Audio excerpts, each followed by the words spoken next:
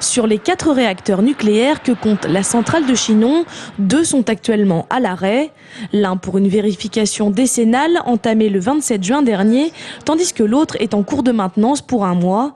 Des opérations effectuées avec du retard par rapport au calendrier prévisionnel. Nous devrions normalement, à cette époque de l'année, n'avoir qu'un réacteur à l'arrêt, 3 en production. Une des raisons est liée en particulier aux conflits sociaux du printemps à EDF, puisque la maintenance sur nos réacteurs est réalisée par du personnel qualifié, qu'il soit EDF ou du personnel de sociétés prestataires.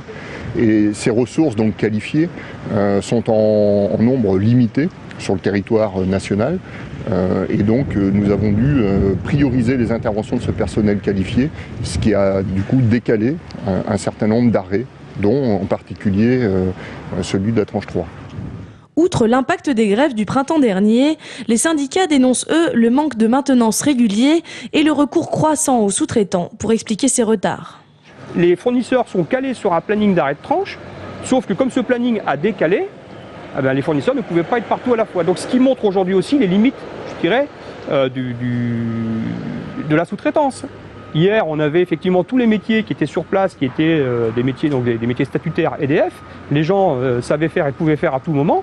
Aujourd'hui, on est à la merci effectivement des fournisseurs qui servent bien leur boulot, mais qui ont aussi leurs limites. Le problème, c'est que Chinon est loin d'être un cas isolé. 18 des 58 réacteurs français sont en ce moment arrêtés, contre 4 ou 5 les années précédentes. Une situation qui fait craindre un risque de rupture d'approvisionnement en électricité dans les mois à venir, surtout en cas de période très froide.